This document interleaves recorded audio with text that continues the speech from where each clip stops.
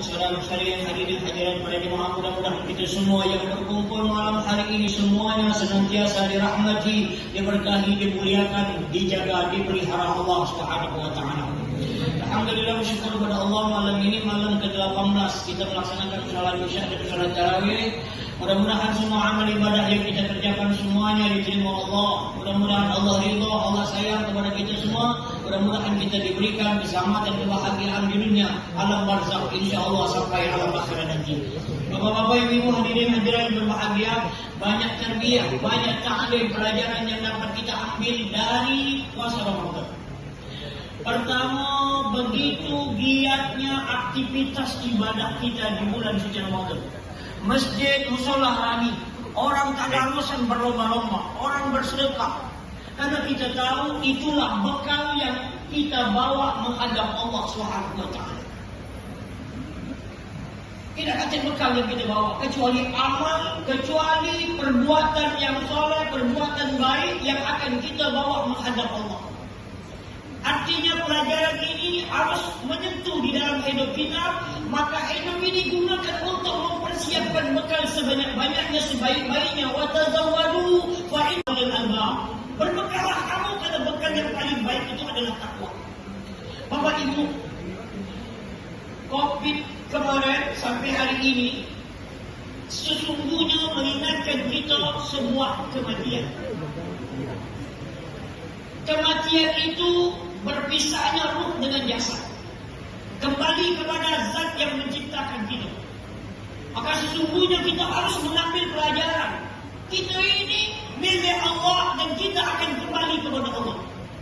Siapa yang pacak nolak, menahannya tidak mati.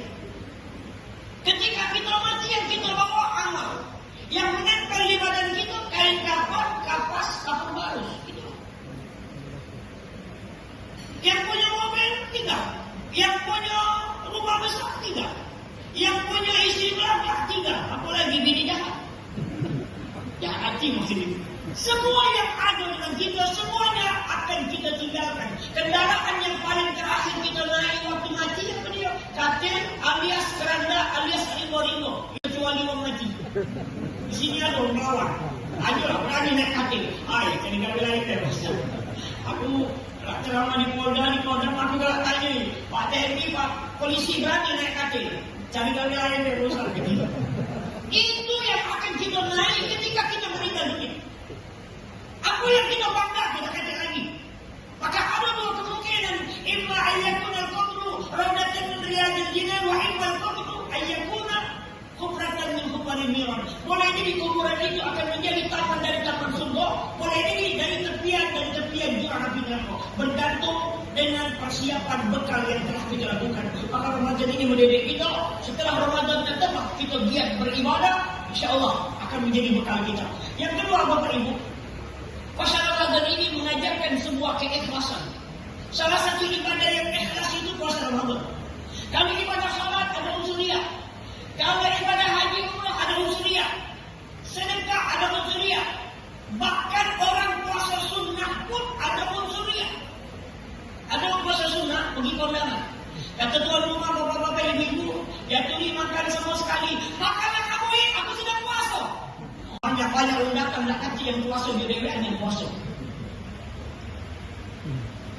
Abdulnya kalau kita puasa sunnah, pergi kondangan, diajak kawan makan, batal ke puasa sunnah, melok makan. Kalau pahala melok makan, dengarkan hati orang yang beriman lebih besar ketimbang puasa sunnah.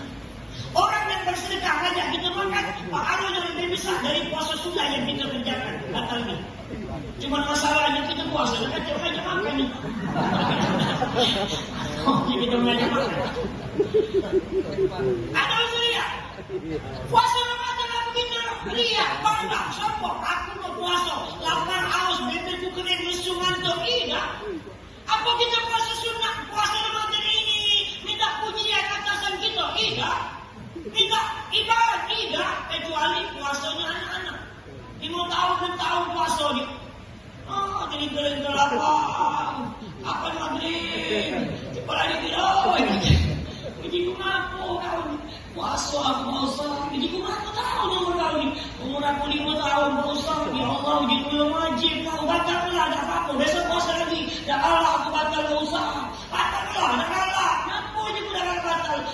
batal dan dapat THR.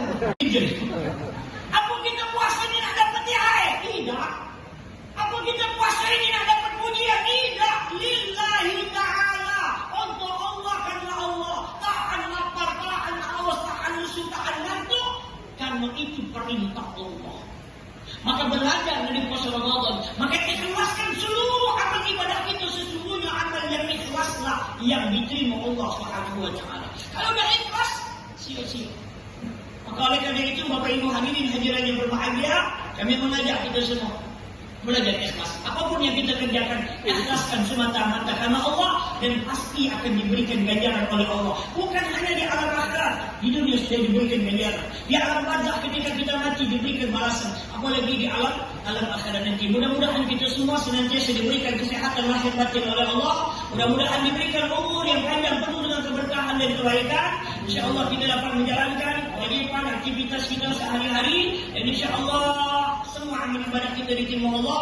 Mudah-mudahan hari ini kita berkumpul bersama-sama melaksanakan salat Isya dan tarawih. Suatu saat nanti mudah-mudahan Allah kumpulkan kita semua di dalam taman surganya bersama Nabi Muhammad sallallahu alaihi wasallam.